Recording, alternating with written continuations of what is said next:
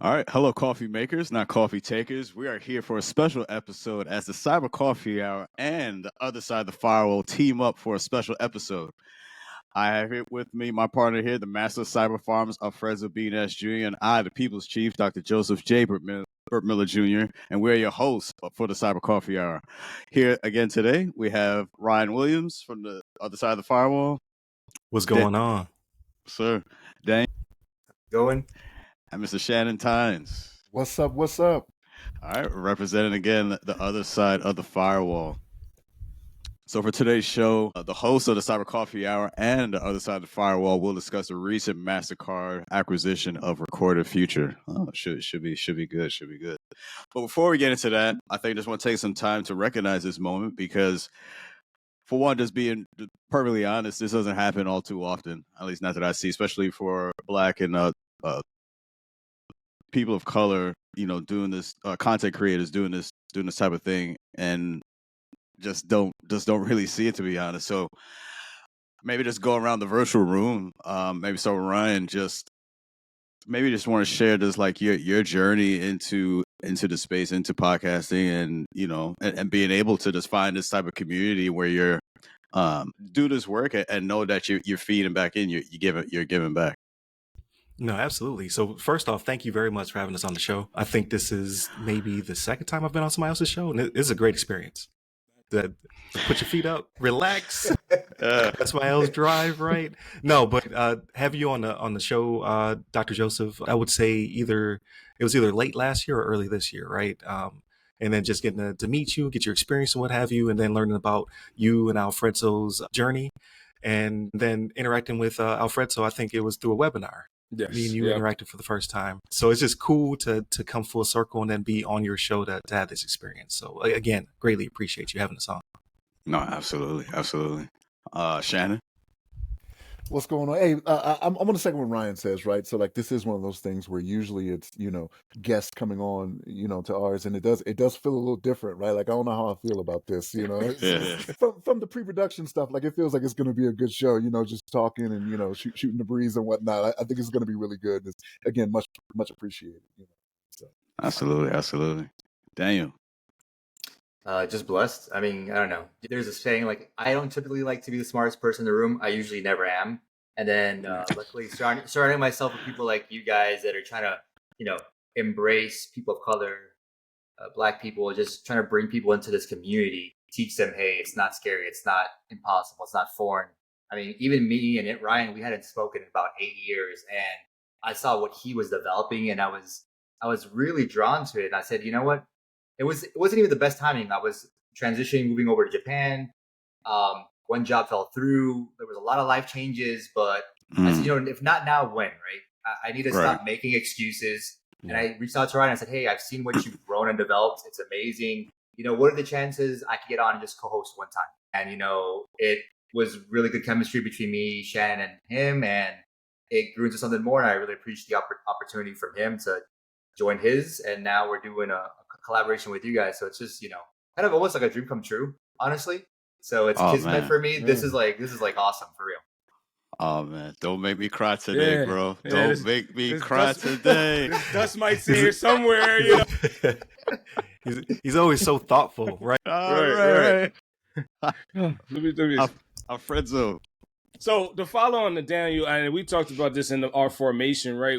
I was kind of shook. I'm gonna be real. Dr. Joseph got me through a lot of social anxiety, a lot of talking in public, and a lot of the lack of representation that I was actually like, I don't know if we could do this, right? I don't know if we could do this. And I listened to you guys from the beginning. I think it was like 3 moderators in the beginning and someone left.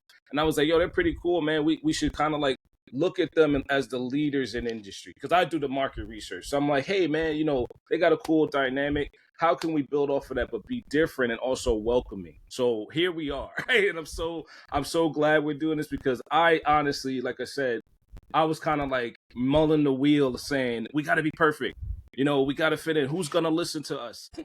Right. They're not going to want to hear what we have to say. So now it's finally great to have caught up to you guys and brought you guys on the platform to continue to keep this ball rolling, man. So, absolutely. So shout out to Levon Maynard. That's the third person you're thinking yes. Yes, Right, yes, right. That was his time zone, and he was moving and stuff like that. Like I would love to get him back on. We'll see if we can sync up. Nice. Yeah, And I think it was him that said, "There's no secret that we're working multiple jobs." I think it was when I stopped the episode. Was a transition for me in my career, and I reconnected, like you said, with you guys through LinkedIn. I finally realized you were on LinkedIn too. Going back to our offline offset conversation, like, where are these guys at?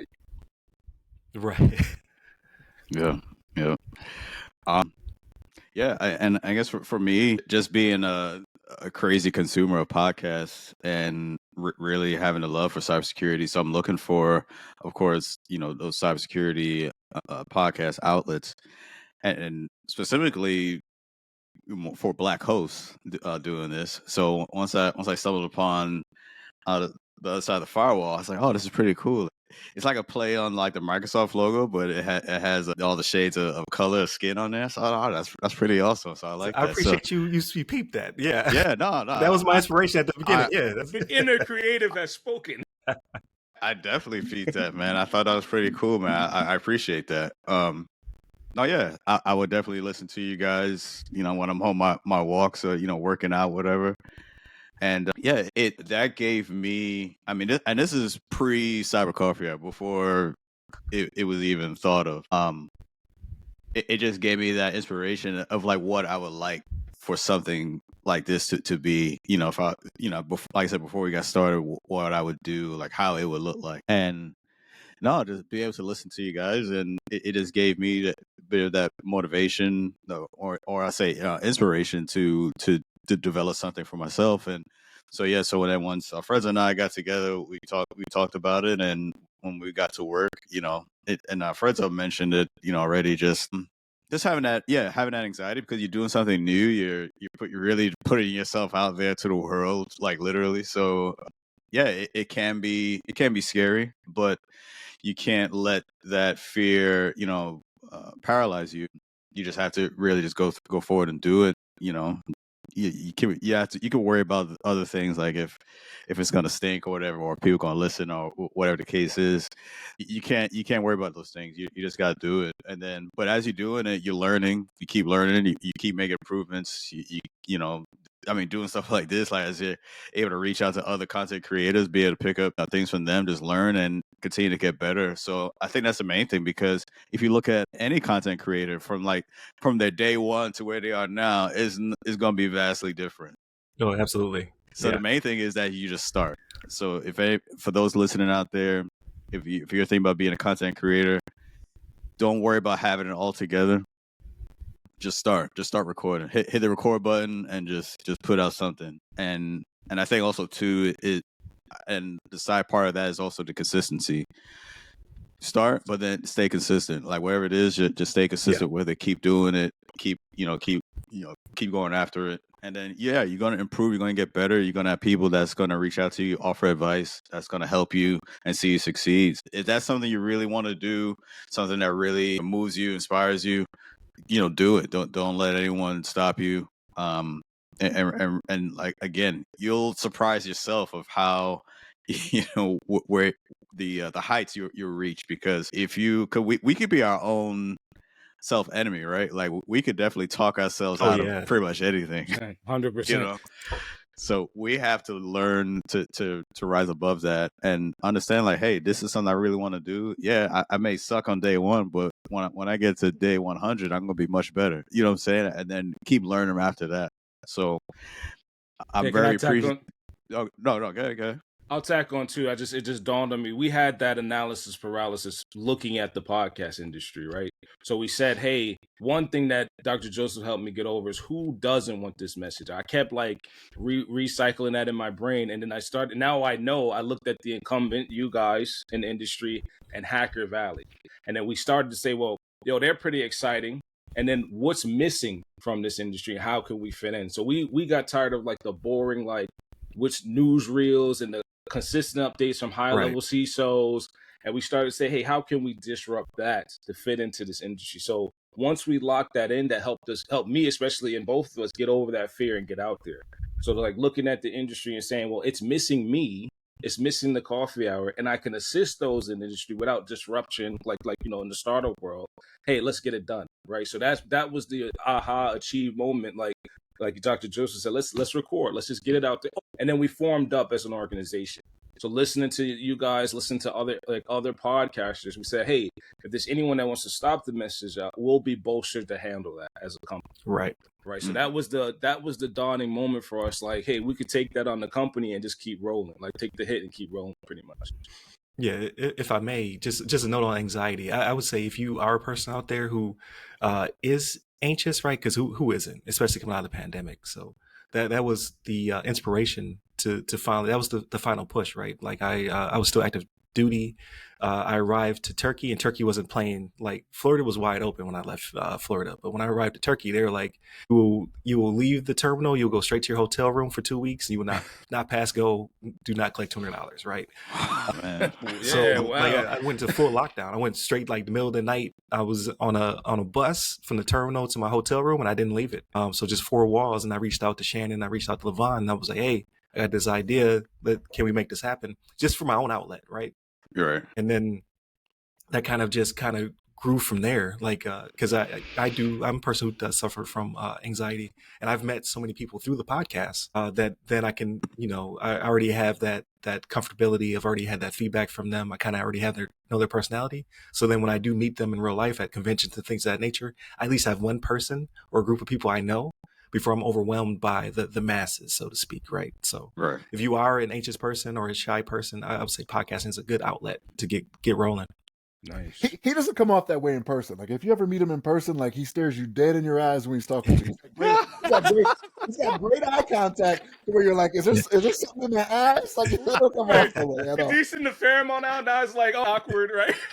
Right. It's a Mike Tyson mentality, right? Like Mike Tyson said when he entered the ring, he never broke eyes with his opponent. Oh, like I make sure you're seeing me, I'm seeing you.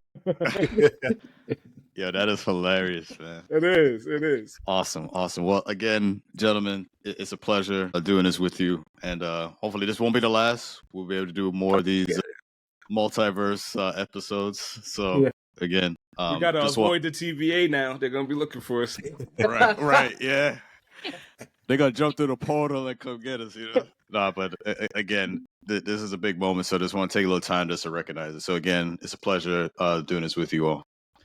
All right, so let's get into it. So for the discussion for today, the article that we're looking at, so Mastercard invested in continued defense of global digital economy with the acquisition of Recorded Future. So Mastercard, essentially, they've agreed to acquire Recorded Future. So they're a global threat intelligence company from Insight Partners for $2.65 billion. Wow. So this acquisition significantly expands Mastercard's cybersecurity capabilities and reinforces its commitment to securing the digital economy. I'm going to just open this up to you gentlemen. I guess we'll start with Ryan. And what are some of the things that maybe first thoughts when you hear about this acquisition?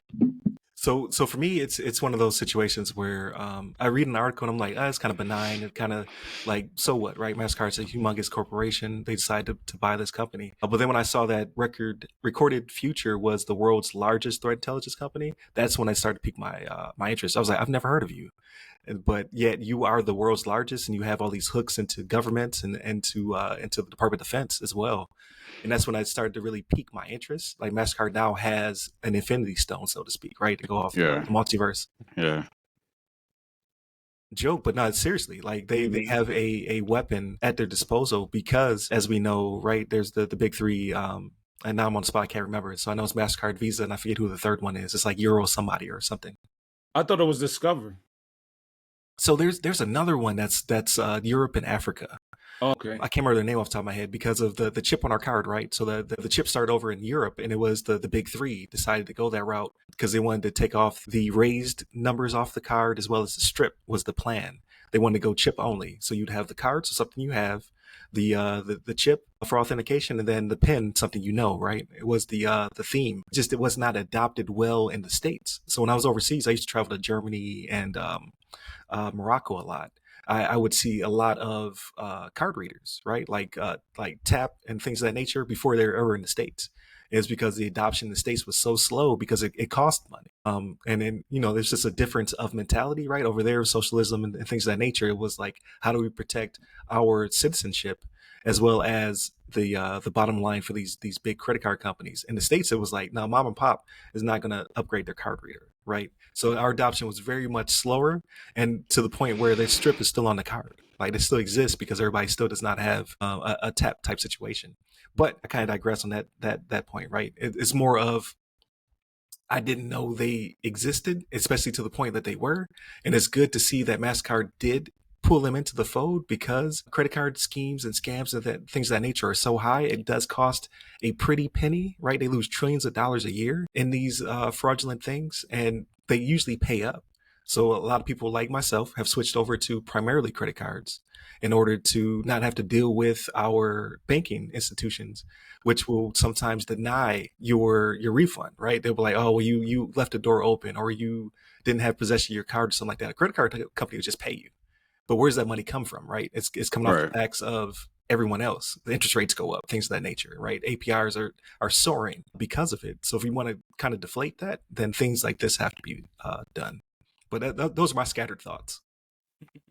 So Ryan, to your point of what you were talking about, right? So like in America, a lot of things don't get implemented unless you can make money from it, right? So like I can remember 15 years ago when I was stationed in Korea. No, it's true. It's very true. So 15 years ago when I was in Korea, and I'm pretty sure Japan was doing the same thing, I remember seeing people, again, 15 years ago, with their phones paying for items. You know how we do like the pay from the phones and whatnot? That was long before it was adapted to the United States. Again, because it would cost money, right? It wouldn't make money, right? It's not one of those things where, and that's kind of, I don't know. It's just, it's the way we are in America, right? Like if you can't make money, why do it, right? And then they'll wait. Like they'll wait for the technology to not be new anymore, and then it gets less expensive, kind of like how I do with my electronics, right? Like I ain't buying the brand new thing. I'm recycling. There, right? Like, what's this pre-used you talking about over here, Best Buy? Pre-certified, right? Yeah, pre-certified. Yeah. What is this you talking about? I'm gonna pay less. Okay, let's make that happen. No, like the reason Mastercard did this. To get back to the article, the reason Mastercard did this, right? They had, as of 2023, $25.1 billion in revenue, right? You want to protect that. You don't want to become a mark, right? Like everybody else out there, right? To where you're paying ransoms and you're doing all these things. So this is a step forward in the right direction. They're getting ahead of the game, right? I'll say this: they're getting ahead of the game to again protect their money, right? Like they're not doing it because they care about cybersecurity so much, right? Let's be real here, right? Well, actually, I will on that topic, on that point that you're making there, I am blanking on the name of the company. It was the phone company that was kind of really big before the Apple. You guys remember what? Motorola? It was either Motorola or one other ones. It had like the little ball on the cell phone. BlackBerry? Yeah, so BlackBerry. Oh, so yeah. Yeah. So BlackBerry, went into cataclysm when Apple came out. They pivoted and they actually became a cybersecurity company. Mm-hmm. And That's for a while there, they were actually very, very strong. And because of this article, I kind of did deep dive and looked at what is Mastercard's cybersecurity portfolio. They got a pretty strong one. They got a bunch of companies and things that I didn't know they really had for advanced threat intelligence and AI adaptation on how they look at the heuristics of monitoring of credit scores and accounts and things like that. Going out and getting this Infinity Stone and adding this to what they have already is this is why you're in the game, right? This is why you're a giant like Mastercard. Going out and grabbing this and adding this, I don't know. For me, the paintings on the wall that they might pivot and create something else besides it, whether that is an offering to different organizations and companies, or hey, you bank with us or you do your credit through us. Now this is what we have. I think they poise themselves to be light years ahead as leaders for this industry, both maybe even in the cybersecurity realm or pure just credit institution. So my bad. I didn't mean to jump in, Shannon. I know no, 100%. This is how we do it, man. Go ahead, Alfredo. Yeah. I'll jump in, because I'm loving this hyper combo finish here. I'll give you guys which Infinity Stone specifically that we see you, the Thanos of Mastercard out there in the universe is collected. They're collecting the Mind Stone specifically, or the Reality Stone. We can't quite tell yet because they removed those portfolio acquisitions from our recollection, right? So to Ryan's point, we said to ourselves, we got to ask ourselves, why haven't we heard? So I've heard of Recorded Future, right? But to Daniel's point, why haven't I heard of prior MasterCard acquisitions? Did they remove that from our timeline? Right. The only one I can kind of like, and I looked it up too, was another thing called New Data. And I have buddies in the industry because full disclosure, I'm coming from this industry and I didn't know that they could do that. They could purchase a cybersecurity company that is the leader in industry. Right. And then it comes to me, well, what's about to happen? What galactic battle is about to happen and why they need this Infinity Stone? Well, you say, all right, they are doing fraud detection, like Ryan said, but they're also building a capability to offset other bank and competitive providers. So like Daniel saying, Discover, do they have a cybersecurity portfolio? Hell, hey, my former Armada, Capital One and Discover together, they might have a threat intelligence capability, but we don't know that. So MasterCard is getting ahead of the game with the big B in billions and saying we're going to in-house that capability to continue to be the leader in this space and continue using the data warehouse that we have and the armaments that we have in the universe to find the other Infinity Stones. Very true.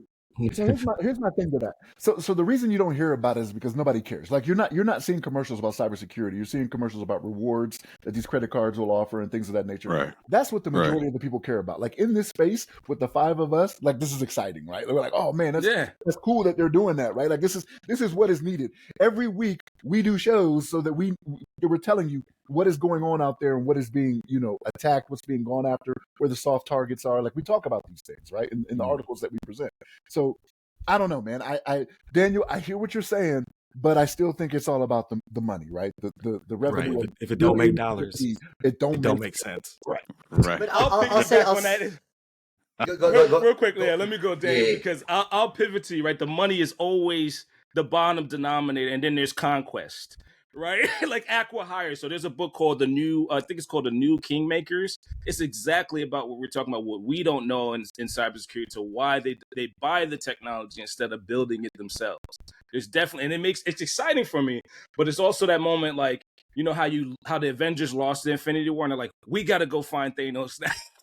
We got to go after Thanos and go and augment the timelines. Because as a cybersecurity professional, MasterCard kind of has me worried to why they need this fraud detection capability. What's out there in the universe that we don't know about as cybersecurity professionals? Because, I don't pay enough to the bank processing, money movement, the PayPals of the world, the Plaid of the world, all the folks that are in their particular realm, in their multiverse, don't have this capability now. And they bought the leader. Like, I could give you a few, right? Threat Connect, Anomaly, right? OpenCTI. These folks are in that same space and still exist in the universe. Why did they take the leader of threat intelligence out? And for your record, they own the Cyberwire podcast, right? So Recorded Future sponsors and owns the Cyberwire podcast. So now they have a podcast capability. That's very for us too. Right. Hey, please do. Yeah. Yes. To Shannon's point, please leave the duffel bag here. Yeah. And but you actually hit on a point that I wanted to make too, because I looked at that. Why not CrowdStrike or some of the bigger name ones? Why Recorded Future, which is the industry leading? And I had to do a deep dive, what sets them apart. And I didn't know this. Their analytics for preemptive intelligence. Yeah, proactive. Yeah, 100%. Yes. So, and it's true. It was funny because I met an old friend of mine. He works in the blue-red team space before he transitioned to another career field now. But, even he was saying that cybersecurity is so reactive in nature sometimes that he had coworkers that were just getting burnt out because it's just breach after breach after breach. At the end of the day, they were like, why are we even doing this? We're just getting ransomware, no matter what kind of tools we have at our disposition. It was never enough. But Recorded Future has a very good use case and platform where they're very proactive on tailoring their intelligence gathering and letting whatever specific industry they're in, let them know, hey, these are the things you need to do before anything even happens to you, so it won't happen to you. And that's what really sets them heads and shoulders above every other everybody else in that space from the CrowdStrikes and of those people. So, I don't know. So we have a doctor in the house. Doctor, what do you think? What are your thoughts on this? Well, like I like that. so, like for one, I was familiar with Recorded Future, but I was not familiar of their wide reach. So this was enlightening to me. And I guess one of the questions that I come up with is for one, are we going to see something similar? Maybe not so much as an acquisition, but even like maybe just like partnerships. Maybe like other banks maybe start doing this type of thing to try to bolster their cybersecurity presence, and then what is that going to look like for the end user? Like, what are so because I feel like when it comes to like when we talk about breaches, these things happen. It's you're not even surprised anymore when it happens because you pretty much almost expect it. So now, will this put more onus on, let's say, Mastercard? So if there is a breach, you're working with a cybersecurity leader and you still got breached, like what's going on? Like, will they be put themselves? Is this more of a risk that they're taking on when something like that does happen? Could they be susceptible to like maybe higher fines or more public scrutiny because you've bolstered with like I said, a cybersecurity leader like Recorded Future? Does that kind of put them in a place where they're going to be susceptible to more scrutiny? I see Shanny's about to jump We in. could tag team this too if you want, Shannon. So here's the thing.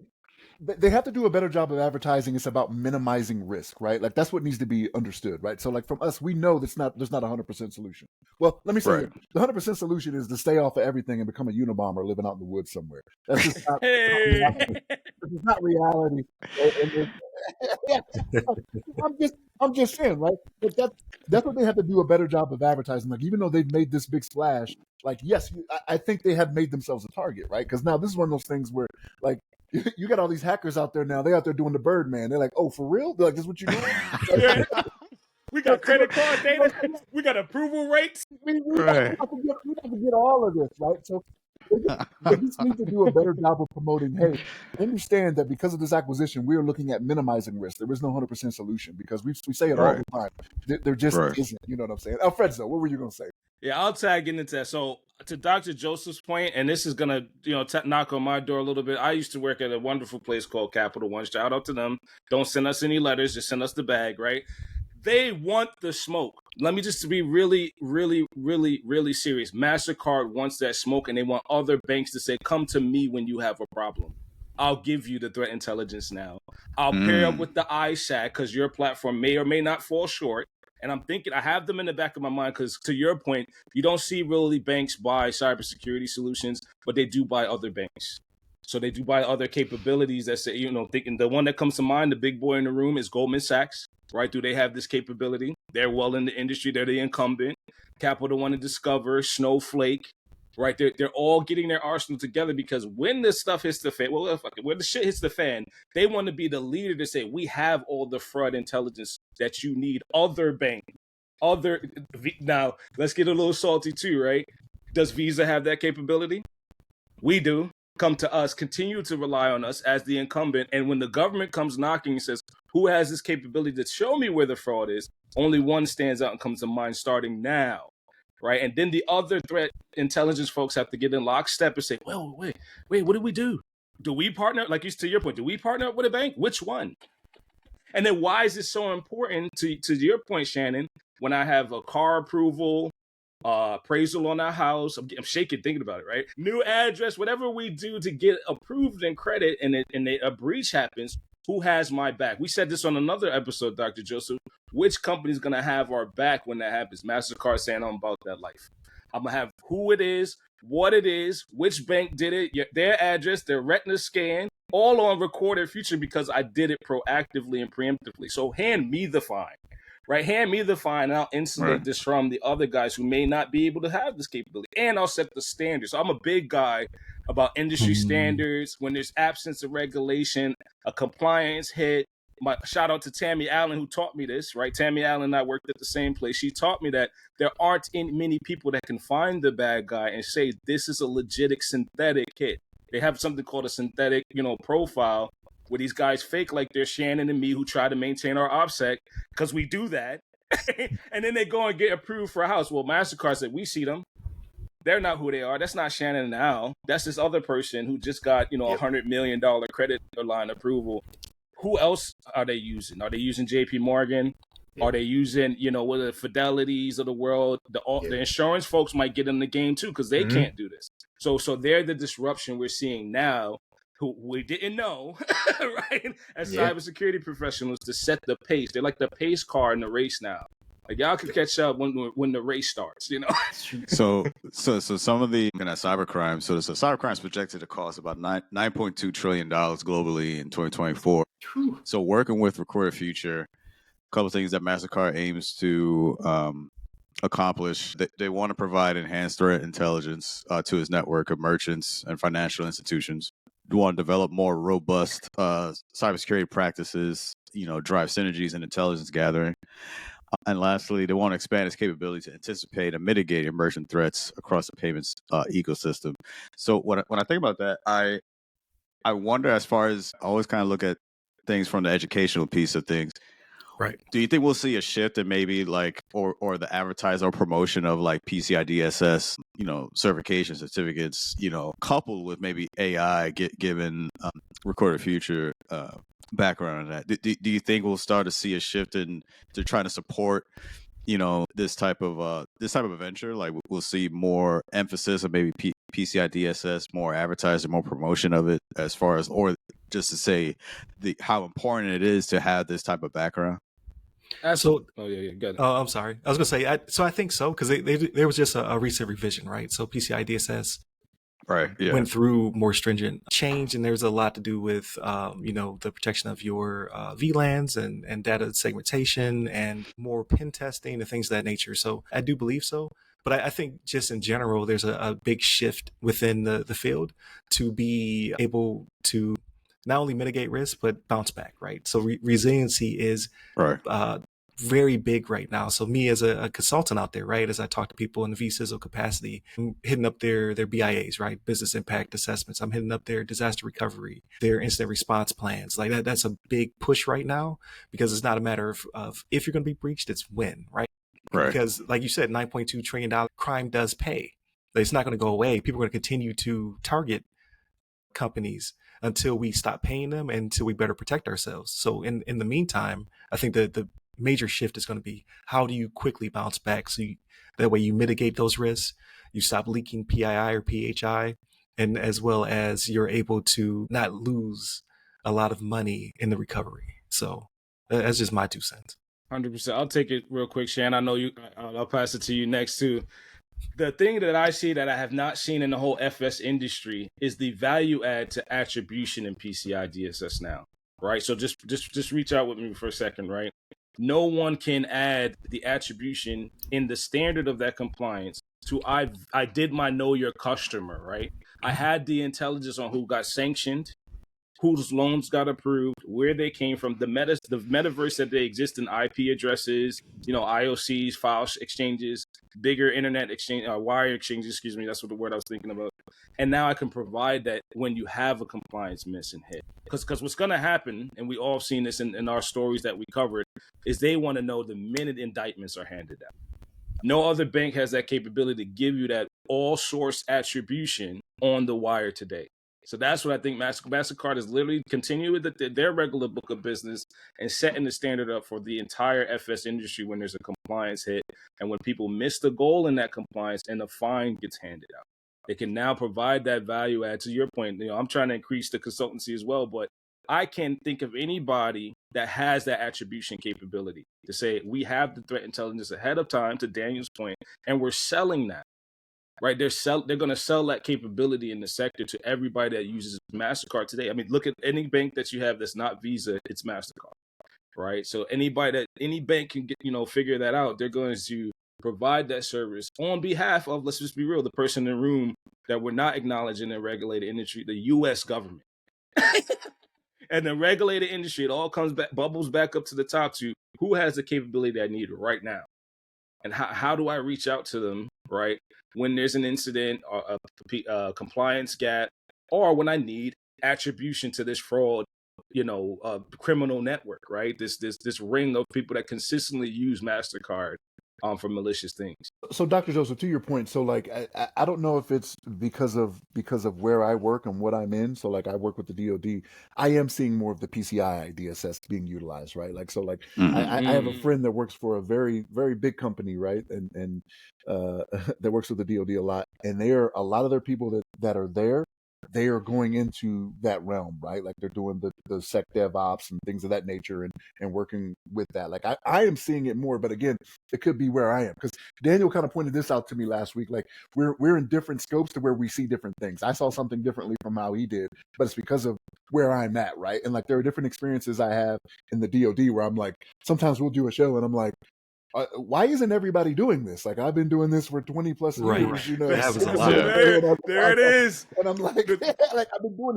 What do you mean people aren't doing this, that, and the third? You know what I mean? Like it just so like that matters. You know what I mean? But I am seeing it more, like I said, from a friend of mine who works for a very big company, very well known, 3 names. You know that they're utilizing that. So it may already. Shannon sees the trend in data. I'll leave the world analogy. It's here. The spike in the timeline. Sorry. Here's the thing. Here's where Mastercard has to be careful, right? So, like, if the Avengers taught us anything, it's to go to the head, right? So you don't have a second movie, right? So, like, maybe Mastercard put a target on their back. Put a target on their back now to where the hackers are like, all right, I got Stormhammer or whatever that thing. Right. I'm gonna take care of it right now. You know, Mastercard's building Stormhammer.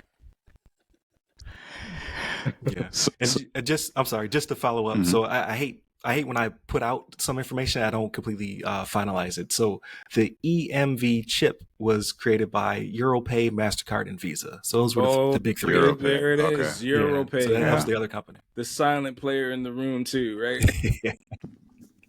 Now we got to get all the market research on Europay and their threat intelligence capability or lack thereof. Right. Yeah. So you know what's one thing? Oh, wait. No, go ahead. No, go ahead. Go ahead.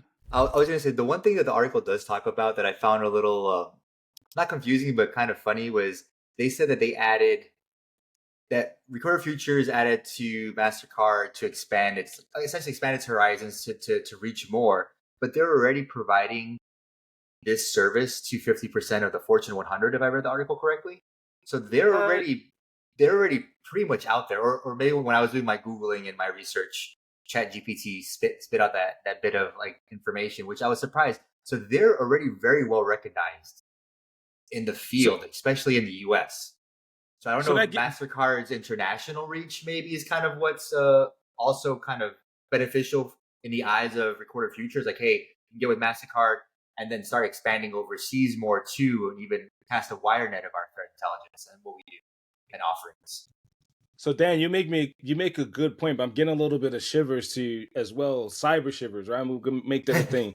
What is about to happen? Why? So when you say, would you say, okay, 50% of the Fortune 500 in the Fortune US, 100.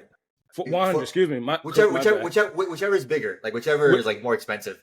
That's what they're covering. Translates to more money, right? Yeah, they got the top of the top covered already. Yeah. Right. So my instinct is here in cyber. Like, why do they need this global? Right. Yeah. What's about to happen? Yep. Yeah. All right. So no, I think this is a very interesting topic and very, I think I would like to see how this is going to play out, whether we're going to see maybe other similar institutions do this type of thing where they're going to bolster with cybersecurity leaders to help bolster their cybersecurity posture. So it should be something to watch and see how this continues to develop. We're getting ready to wrap up here. Again, this was a great time spending with you all. I think, again, this type of thing doesn't happen enough. So I hope we get to do this again in the near future. It was definitely an honor to work with you all because it's pretty surreal because I mentioned I was listening to you guys other side of Firewall, before I even got started to now we're in the same booth. So I think it's pretty cool. So again, I appreciate the time working with you all, working with you gentlemen, and I look forward to doing this again in the future. Yeah, absolutely. It always like kind of blows my mind when people say, yeah, we listened to you for, X amount of time, because it doesn't feel like we've been doing it for that long, right? Like, yeah, the episode ticker keeps going up, right? We're like 640 something episodes. Like I think it's like 646 or something like that. But we have fun, right? Like it's just me meeting with friends. Like I've worked with everybody I've had on the show, right? Aside from guests. So like my co-hosts, like I've worked with them for years. Like even though me and Daniel hadn't spoken in 8 years, we worked together for like 4 or 5 years. So it's just having a fun conversation with people of like mind and just making things palatable. Like this conversation should have been very boring, right? We're talking about credit card companies, interest rates, things of that nature, but it's fun. And I really do enjoy that. And I hope to obviously keep it going, but doing more collaborations with like you guys and just all the other podcasts are out there for people of color and women trying to join the field and things of that nature. Like there's a lot more of us than we perceive, right? And it's just a matter of just getting our voices out there. So Absolutely. again, I greatly appreciate you sharing us with your audience as well. No, absolutely. Absolutely. So as we just go quickly around the virtual room, just last thoughts before we sign off. Shannon. Loved it. I would love to do this again. This is awesome. Same. Sorry. I'm sorry. Same. I now don't feel like I'm by myself. It's great to like to your point earlier, Shannon. It's a great community. I'm glad we're here, and I hope to partner with you and continue to do future collaborations. Because now I don't feel by myself after 15 years. Right. Daniel. Awesome. Can't wait to do it again. Awesome. Well, again, gentlemen, thank you again. Definitely appreciate the time. And thank you to you, those listening to the show. Thank you for joining us for the special T-Bone episode of the Cyber Coffee Hour and the Other Side of the Firewall. The Cyber Coffee Hour is part of the Alive Podcast Network. Now, if you enjoyed this episode, explore more engaging content in the Alive Podcast Network app. The Other Side of the Firewall is a member of the Heroes Media Group, HMG, and the product of Ram Cyber, LLC. By supporting this podcast and nearly 100 other Black-hosted shows, you can enjoy ad-free listening while contributing to a diverse range of voices in the podcasting space. We appreciate your support and look forward to sharing more insightful conversations with you in our next episode. So until then, keep brewing those ideas and stay curious about cybersecurity. That's it. That's a wrap. We out of here. Peace.